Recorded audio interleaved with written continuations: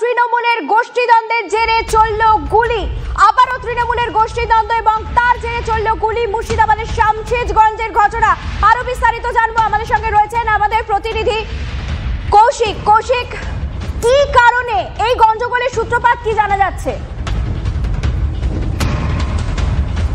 দেখো, যে কারণে সূত্রপাত এই গণ্ডগোল সেটি হলো জমি বিবাদ, এবং এই জমি বিবাদকে কেন্দ্র করে তৃণমূলের যে দুই গোষ্ঠীর সংঘর্ষ সেটি হচ্ছে পঞ্চায়েতের সদস্য তার বাড়িতে হামলা চালায় পঞ্চায়েত সমিতির সদস্যের দলবল। এবং সেই ঘটনার সব থেকে উল্লেখযোগ্য বিষয় হলো যে যারা হামলা করলো তাদেরকে পুলিশ এখনো ধরতে পারেনি। যাদের বাড়িতে হামলা হয়েছে অর্থাৎ যে পঞ্চায়েত সদস্য তার দুই ছেলে এবং সেই পঞ্চায়েত সদস্যকে গ্রেপ্তার করেছে পুলিশ।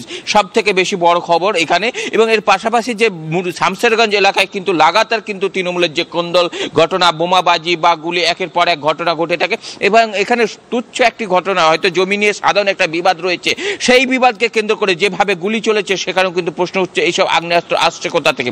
তবে এই ঘটনায় সেরকম ভাবে আহত না হলেও কিন্তু মারধর করা হয় পঞ্চায়েত সদস্যকে, তিনি আহত হয়েছিলেন এবং তারপরে আবার পুলিশ তাকেই গ্রেপ্তার করেছে। কিন্তু এখনো পর্যন্ত পুলিশ ধরতে পারেনি যে পঞ্চায়েত সমিতির যার যিনি সদস্য তার অনুগামীদের। এই নিয়ে কিন্তু আরো প্রশ্ন উঠতে শুরু করেছে। এবং মুর্শিদাবাদ জেলায় যেভাবে এইরকম একের পর এক ঘটনা ঘটছে তাতে পুলিশের দিকেও আমাদের নজর থাকবে। আপাতত তোমাকে ধন্যবাদ। অর্থাৎ মুর্শিদাবাদের শামশেরগঞ্জে কিন্তু আবারও সেই গোষ্ঠীকন্দল এবং সেই গোষ্ঠীকন্দল থেকে চলল গুলি।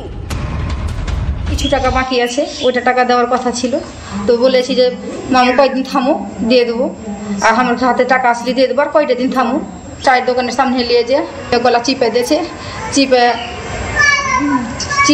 চিপে দেওয়ার পর ওকে মারতে লেগে ওকে ফায়ার করছিল সাকিম। ওর ওই নিজে ফায়ার করছিল, ওর গুলিতে দেড় মাথে চাপতে দিলে বাড়ি ঘর সব ভাঙচুর করে দিয়েছে।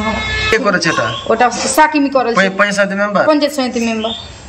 ভাঙচুর সব করেছে, সব করেছে তৃণমূল পঞ্চায়েত মেম্বার। হ্যাঁ, তৃণমূল পঞ্চায়েত সমিতি মেম্বার। আপনার সঙ্গে ঝামেলা নয়, তাই তো? আমার সঙ্গে কোনো ঝামেলা নেই। তাও আপনার বাড়ি ঘর ভেঙে গেছে? হ্যাঁ, আমার বাড়ি ঘর ভেঙেছে। তার কি ব্যাপারে ভাঙলে না ভাঙলে বলবো।